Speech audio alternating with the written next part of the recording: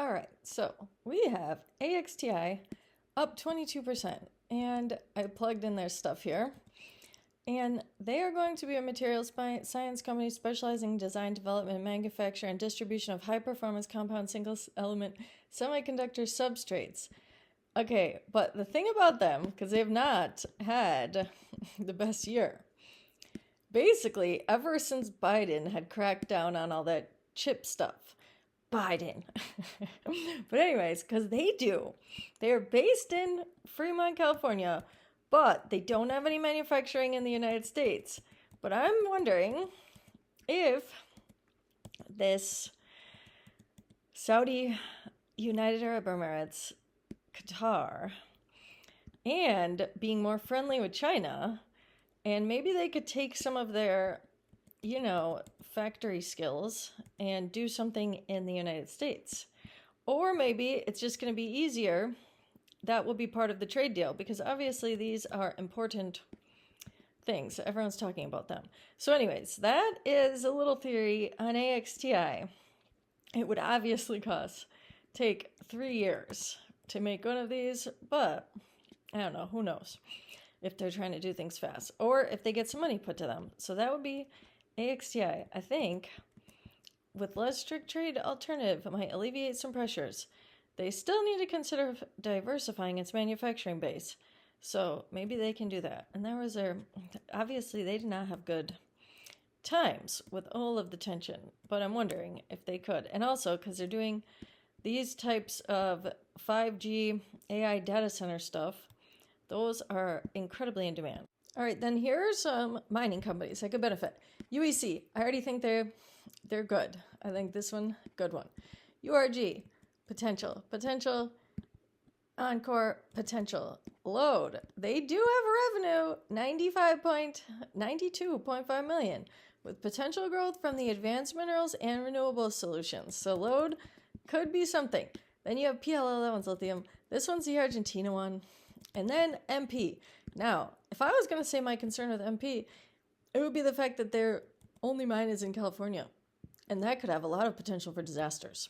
And then you would have this one, not revenue. They need these investments. OMEX, they could pop at any time they start doing a new project. That would be kind of easy for them. This one, Canada.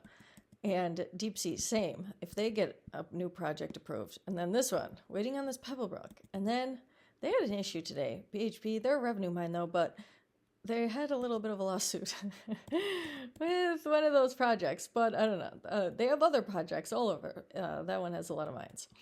So anyways, then NB, this is going to compare MP to USAR. So you would have MP, stronger revenue, and this one, the pre-revenue. I wouldn't say it's uncertain. I say they are really trying to get USAR off the ground here. This one, see, that's our one mine, Mountain Pass, in California, which could have, but they do have earthquake infrastructure. But what about all the other things? And then this one, pre-revenue, and this is what they're waiting for, this Round Top deposit in West Texas. I do not think they're going to have any problem getting into that, to be honest. And that would be what they're going to have here. And Business Inflection Point Acquisition Corp. Oh, wait, this is when they secured. So that's why they're also low right now. Because this one, they should be. If the Saudis or one of these monarchs give some money here, I think NB is going to pop. I think if even the words rare earth is mentioned, these will end up popping. If they say something like they're going to be investing in mining, then all these will shoot back up. But I don't know if MP is a good long term. They could. I'm just paranoid, I guess. It would give me anxiety to know the company only had one mine. But I don't know. As long as it's safe, that could be. All right, wait. Then the other ones. I kept asking about disasters. And then you would have OMEX. Newmont. That one, they mistaken it for something. But Newmont, that's a gold one. And they have several mines around the world. U.S., Canada, Mexico, Australia, Ghana.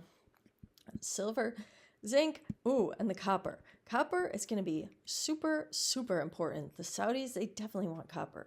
So Newmont, except they're probably at a high. Let me see this one. Yes. No, they're not at a high. That could be interesting there. Newmont, let's see. And they have a 1.97% dividend, which is pretty nice, I might say. So Newmont could be interesting. All right.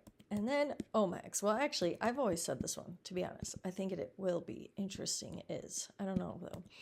If I would, I don't know. OMEX, 769K.